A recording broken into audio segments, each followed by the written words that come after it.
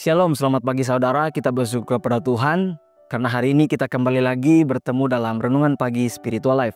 Pagi hari ini kita akan kembali merenungkan firman Tuhan dalam Keluaran 25 ayat 34 sampai ayat yang ke-36 dengan judul Hidupku Cahayamu. Saya akan membacakan firman Tuhan bagi kita semua. Demikian firman Tuhan. Pada kandil itu sendiri harus ada 4 kelopak berupa bunga badam dengan pangkal dan kembangnya. Juga harus ada 1 pangkal yang menyatukan pasangan cabang pertama yang keluar dari kandil itu, 1 pangkal pada pasangan kedua dan 1 pangkal pada pasangan ketiga. Demikianlah kau buat ke-6 cabang yang keluar dari kandil itu. Pangkal dan cabangnya harus menyatu dengan kandil itu, dan semuanya itu harus dibuat dari emas murni yang ditempa dari 1 bongkahan yang sama. Saudara yang terkasih, hari ini kita akan melanjutkan renungan kita tentang kandil emas. Kandil emas atau yang kita kenal sebagai menorah adalah salah satu perabot utama dalam kemah suci yang diperintahkan Tuhan kepada Musa. Menorah ini memiliki 7 cabang, terbuat dari emas murni dan seluruhnya harus ditempa dari 1 bagian emas. Bukan dibuat dari potongan-potongan yang disambung. Kandil ini ditempatkan di ruang kudus dan berfungsi sebagai satu-satunya sumber cahaya di tempat itu. Hal menarik lainnya adalah bahwa kandil ini dihiasi dengan bunga badam, kelopak dan kuncup yang tidak hanya menunjukkan keindahan seni tetapi juga mengandung makna rohani. Bunga badam adalah simbol kehidupan baru dan kesetiaan Allah karena pohon badam adalah tanaman yang pertama berbunga setelah musim dingin. Hal ini menjadi simbol bahwa Tuhan selalu setia membangkitkan kehidupan yang baru dalam umatnya. Kuncup dan cabang menunjukkan bahwa kehidupan rohani seharusnya terus bertumbuh. Dari kuncup menjadi bunga lalu berbuah. Ini berarti bahwa hidup orang percaya tidak boleh stagnan, tetapi harus terus bertumbuh menuju kedewasaan rohani. 1 kepingan emas murni menegaskan kesatuan dan kekudusan. Kesatuan dilambangkan oleh kandil yang terbentuk dari 1 batang dengan 6 cabang yang menyatu.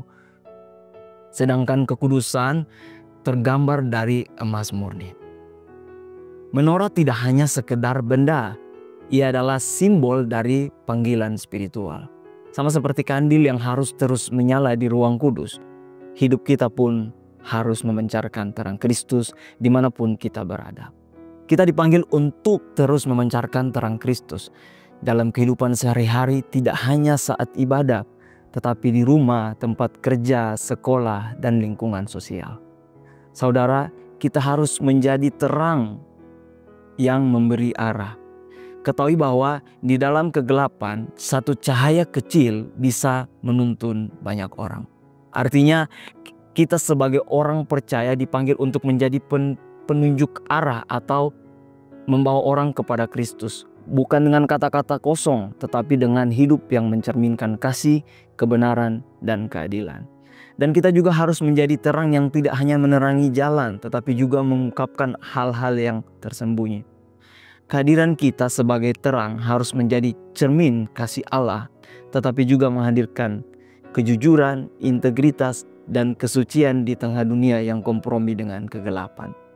Saudara, melalui firman Tuhan ini kita diingatkan kembali bahwa kita harus menjadi terang di tengah dunia yang gelap ini. Saudara, mari sejenak kita merenungkan firman Tuhan yang baru saja kita dengar. Saudara, apakah hidup kita saat ini sudah memancarkan terang Kristus kepada orang lain? Jika belum, biarlah firman Tuhan ini menolong kita untuk menjadi pribadi yang memancarkan terang Kristus dimanapun kita berada.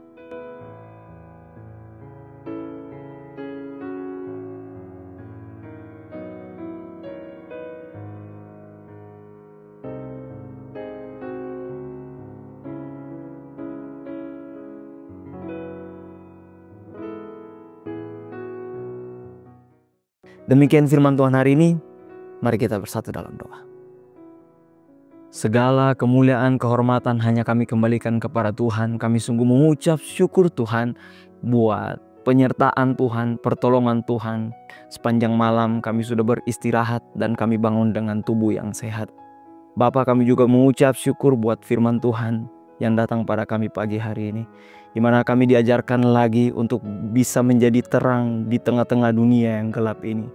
Kami diingatkan lagi untuk bisa menjadi terang di tengah-tengah dunia yang kompromi dengan segala dosa, kegelapan di dunia ini Tuhan. Untuk itu Tuhan, biarlah kehidupan pribadi kami boleh memancarkan terang Kristus lewat karakter kami, kasih kami, kesetiaan, keadilan Tuhan. Bahkan lewat pelayanan kami, biarlah kehidupan kami boleh memancarkan terang Kristus bagi sesama kami. Untuk itu Tuhan, kami perlu Roh Kudus untuk menolong setiap kehidupan kami, agar kami mampu melakukan firman Tuhan ini dalam setiap kehidupan kami. Kami juga berdoa Tuhan, biarlah Tuhan terus menyertai, melindungi kami sepanjang hari ini. Apapun menjadi aktivitas kami, pekerjaan kami, bisnis kami, biarlah Tuhan bersama-sama dengan kami. Hanya di dalam nama Tuhan Yesus Kristus kami sudah berdoa mengucap syukur. Haleluya. Amin. Selamat pagi Bapak Saudara, selamat beraktivitas. Tuhan Yesus memberkati.